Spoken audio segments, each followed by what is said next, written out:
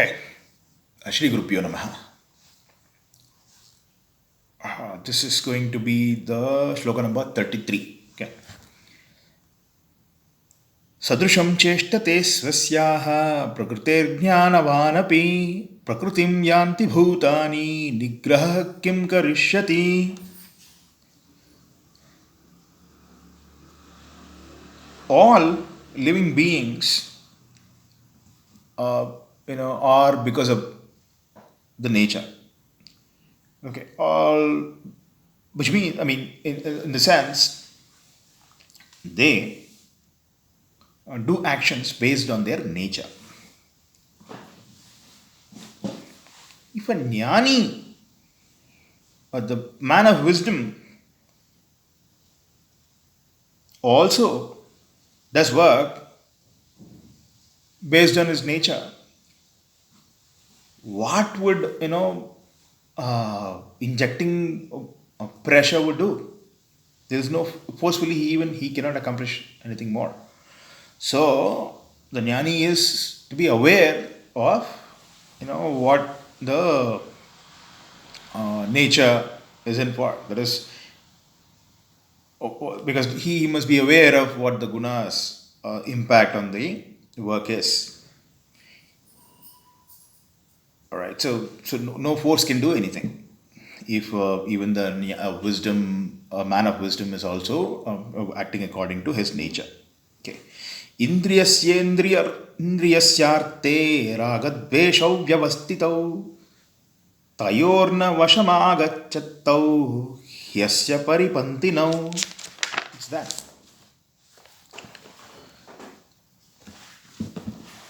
In every sense object, there are two things hidden: the like and the dislike. The sense object has two things hidden, which is what? Like and dislike. It's hidden, which means what? When the senses are approaching the sense objects, it only thinks there is like and not dislike. So both are hidden.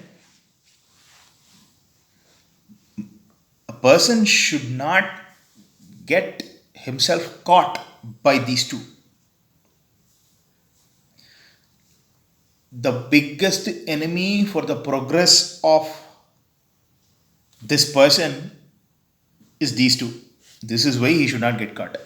So if he gets himself caught by the sense object, then there will be, the progress will be,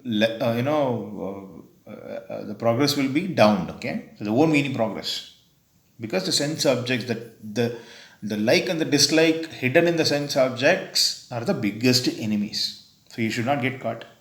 Shreyan swadharmo vigunaha paradharmat swanushtitat. Swanushtitat. Paradharmat swanushtitat. Better it is one's own obligatory work than following someone else's work, even if it was done better. Okay, I can never be Sachin. I can never be Amitabh Bachchan. Okay, I can never be Warren Buffett. Swadharme nidanam shreyaha paradharmo bhayavaha. So even if one's own dharma or one's own obligatory work is faulty, it's still better than someone else's, because the someone else's paradharmo bhayavaha. When I try to be someone else, then I'm going to be afraid all the time. Okay, so so trying to follow someone else's way is going to bring fear to me. Okay, even if it was accomplished well, better than my own. Okay, Arjuna uvacha. So this has increased the curiosity of Arjuna. Okay, अत केन प्रयुक्तो अयं पापं चरति पुरुषः अनिच्छन्नपि Varshney बलादिव नियोजितः. Okay. All right. So very, very valid question. Okay. Of course, no wonder Bhagavad Gita is so popular. Okay. Arjuna said, Krishna, then why even though he does not like, as if he's being forced by something or somebody, why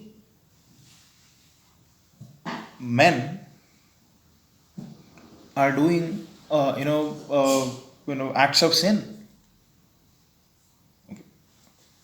So who is forcing him? He knows he does not like it, but he is still committing the sin. Why? Kama e Shri Bhagavan Uvacha. Shloka number 37. Now it's the response starts. Again, now he has answered to Arjuna's question, which is what? Stita prajnasya kabasha kim prabhashet kim asita, all that. Okay, so now this is a new question, which is what? Then why, even though he does not like, he is still committing sin, as if he is being forced to do this, commit the sin. Okay. Shri Bhagavan Vacha Kama Esha Krodha Esha Rajoguna Samudbhavaha Mahashano Mahapapma Vidhayet Anamiha Vairinam. This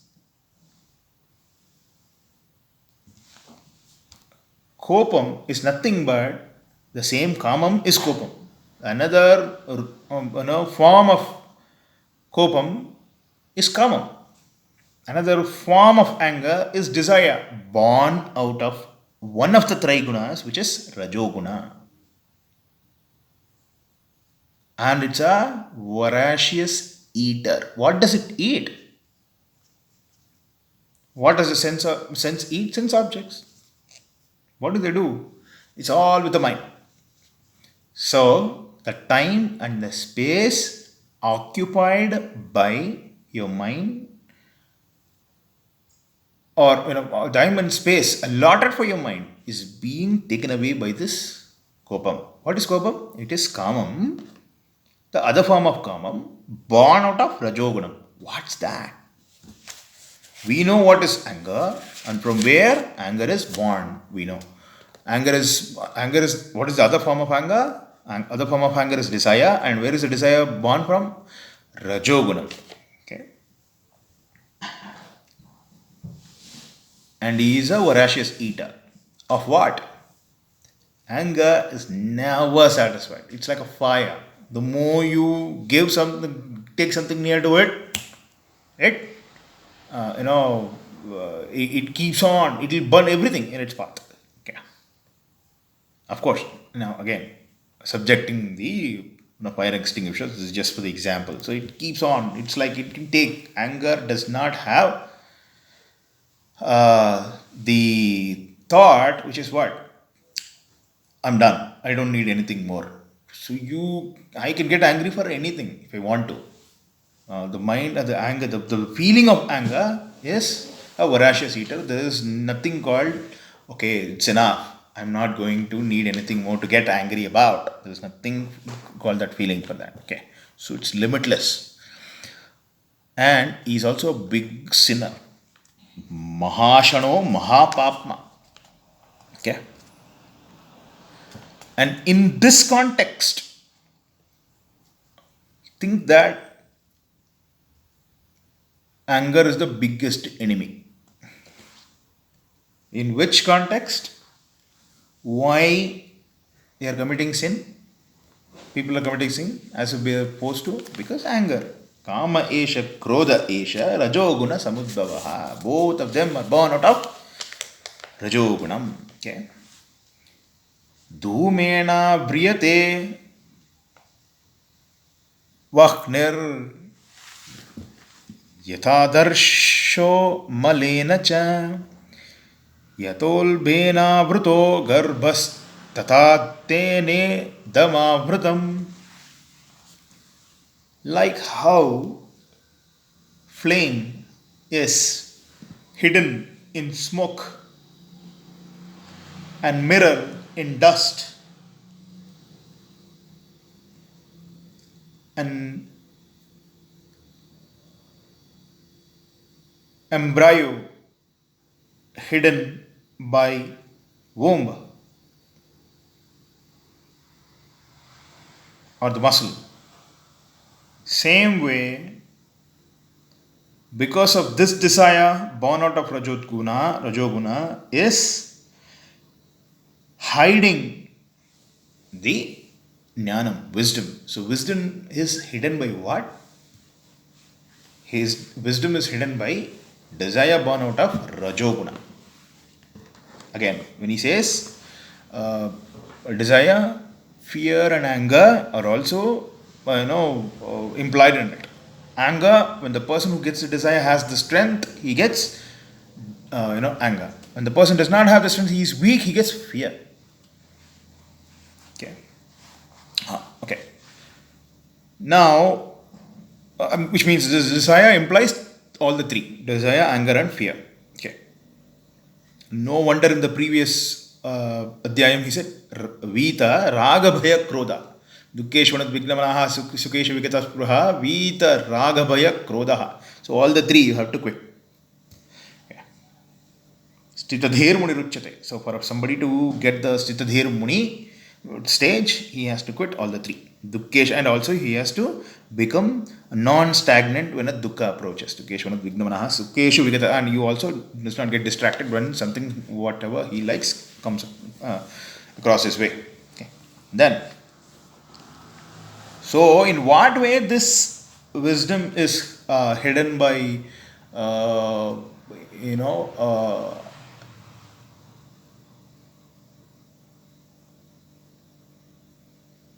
desire? In what way? Just like how an embryo is hidden by a womb made of muscles, and just like how the glass is hidden by dirt, and then flame is hidden by smoke. Should I make up the reason why the Lord is giving three different examples? Well, let me try. Could be my fantasy, but let me see. Okay, how far? Hope this should be some help to us. See, jnana has the capability to burn what? We don't know. We'll come back.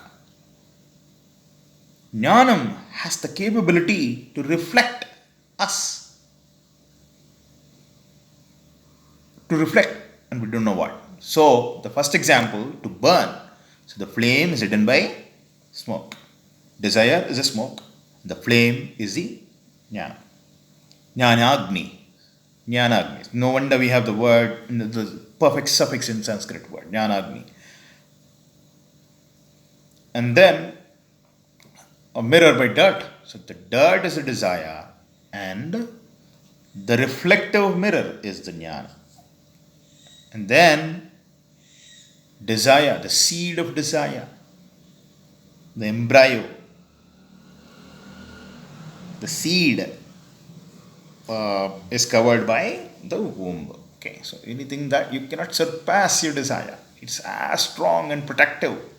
It does not allow any other thing to approach. So when this wisdom is hidden inside us, it's all within us. There's all that, like what Vivekananda says, everything, every knowledge is actually within us. What we call learning is not from something outside of us. It's already there. We just become aware. Oh, that we know this. Okay. So this removing of the layer is what he calls. Okay. So this is exactly what this means. Dhumena vriyate vahnir yatadarsho malena cha yatol bhenavruto garbas tata tene damavritam idam. This, in the sense, this wisdom. Which wisdom? In the previous shloka, what did he say? Kama esha krodha esha rajoguna samudbhavaha mahashano mahapapma vidyena miha vairinam. So, which is the previous one? It is like what? Which is the biggest? Why would somebody be forced to commit the sin? Because of this. Okay, because of the thing.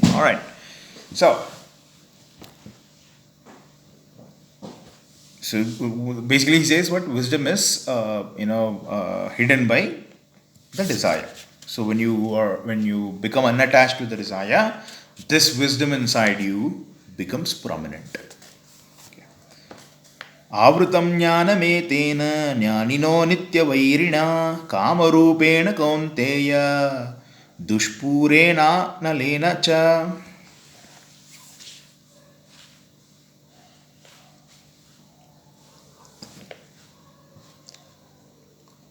Moreover, Arjuna,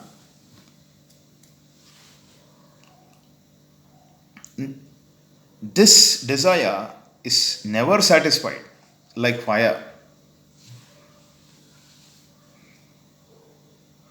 It is in the form of desire. And whatever that blocks, whatever takes the root of this, take the form of this desire, this is just like fire, never satisfied. Okay. And it is always an enemy to the person of wisdom. And all the wisdom is hidden by this desire. Indriyani mano buddhir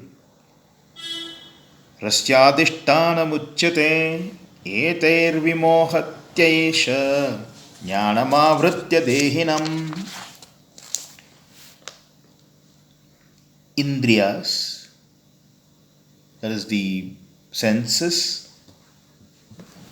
the mind, the intellect, all these are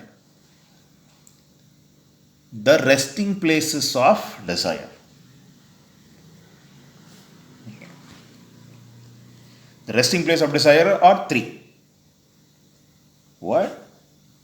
The Indriyas, the mind, and the intellect. So where do they stay? They're there. It's not somewhere from outside you're going to get it. It's already there in you. Where does it sit? In these three. So when I am indicating you, Arjuna, that if you want to kill that enemy, because in the previous thing he says that this is the enemy, right? So who's the enemy here? And you want to know where your enemy is before you can attack your enemy, right? So where are they? They are here. So the desire cannot block the vision of wisdom without the help of something and without the tools in the hands of the desire is the mind, the intellect, and the indriyas, the sense objects. So imagine everything that in every undertaking, whenever we are going behind something that we don't want to go, but we are being tempted to go, these three are in action, which is what? The mind is in action, the intellect is in action. The intellect gives the necessary vocabulary, the necessary literacy, okay, and then the mind actually takes charge, okay, and the final accomplisher is just the sense objects, okay. And what does it do? This desire, with the help of the mind, the intellect, and the indriyas, hides the wisdom and makes the atma, the jivatma, alright, the so-called self, which is inside all our bodies, okay, makes this jivatma the slave of moham, okay. That is the ultimate form of all the accumulated kamam. Okay, accumulated desire is called moham. Okay, the higher degree of kamam is moham. Okay, tasmat vamindriyana indriyanyadau tasmat vamindriyanyadau niyamya bharutarshava tasmat vamindriyanyadau niyamya bharutarshava Papmanam prajahikyenam jnana vijnana ashanam. So Arjuna, first you control your senses and kill the the desire who is a big sinner, who's killing the wisdom and upper wisdom, higher wisdom. Jnana, Vijnana, I don't get the Vijnana. I don't know, in the sense, I don't get a word for that in English. Higher wisdom, okay. Or probably creative, okay, creativity, okay. Indriyani paranyahur indriyebhya parammanah manasastu para buddhyo buddhiryo buddheha paratastu saha. Okay, this is a hierarchy. One of the, since 2003 I had been, preaching this. Okay. Indriyani paranyahur indriyebhyah parammanah. So, this is a hierarchy.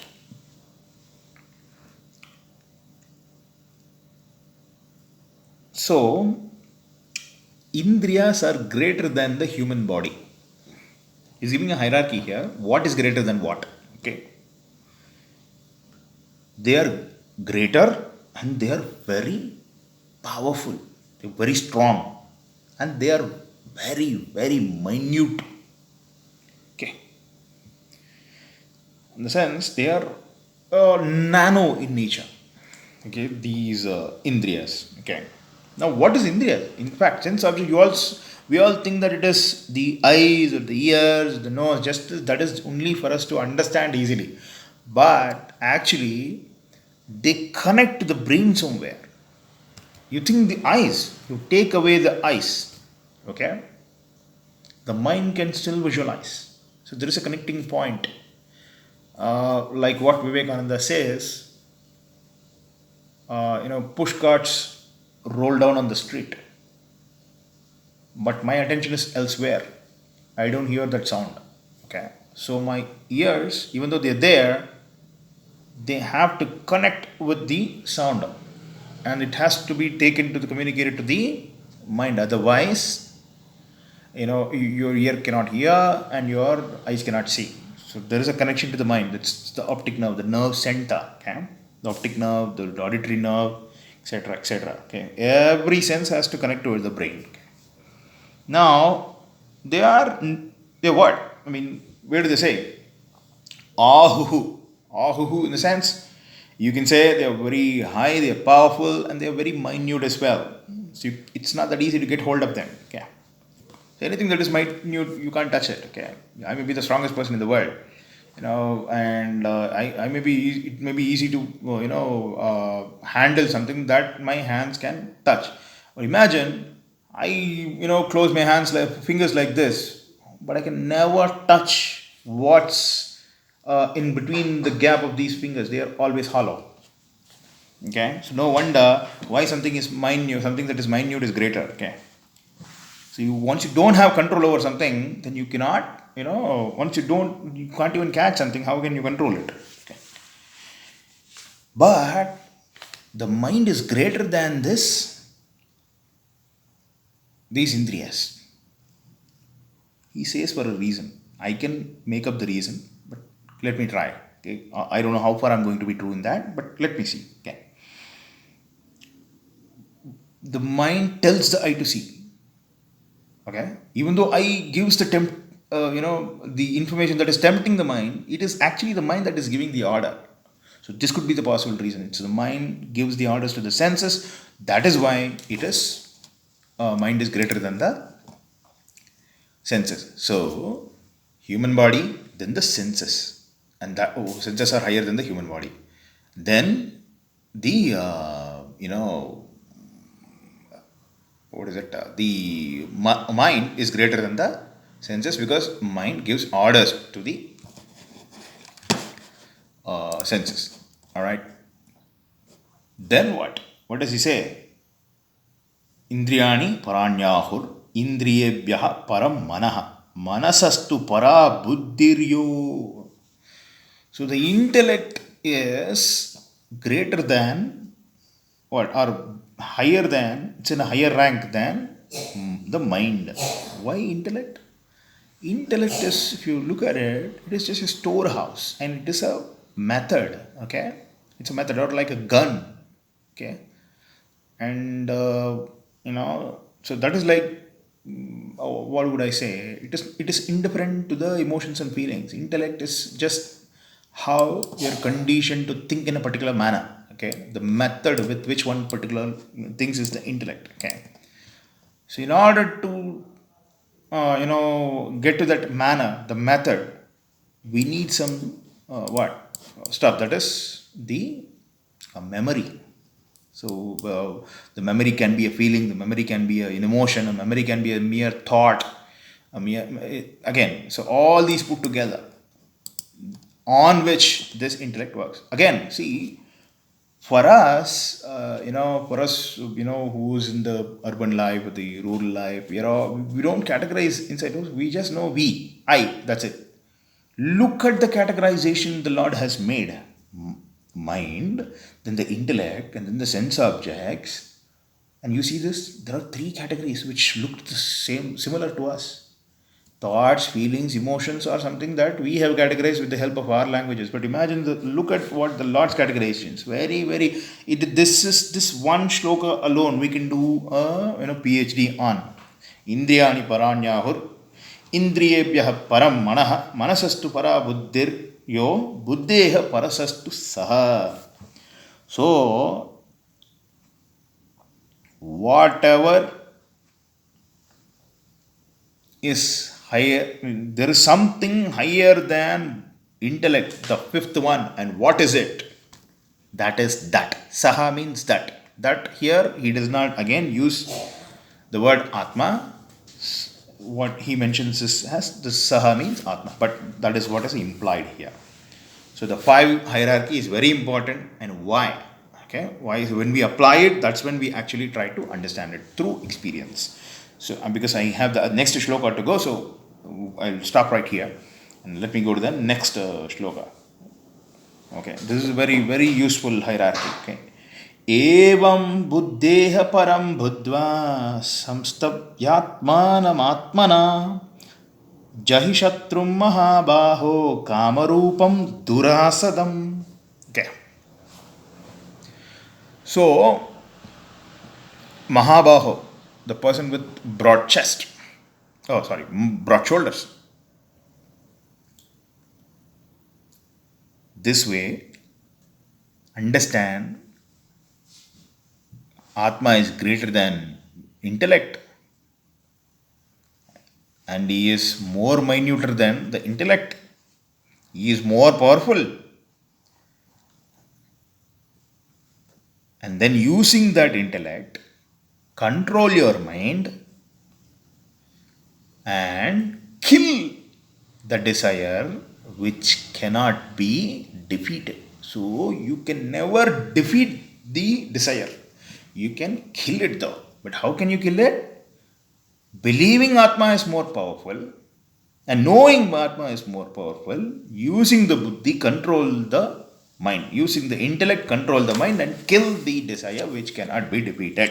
Om Tatsaditi Srimad Bhagavad Gita Supanishatsu Brahma Vidyayam Yoga Shastre Shri Krishna Arjuna Samvade Karma Yogo Nama Tritiyodhyayaha Samaptam. Thank you so much for your patience, people. Let me come back with chapter number 4. It's going to be even more interesting than this. Okay. Thank you.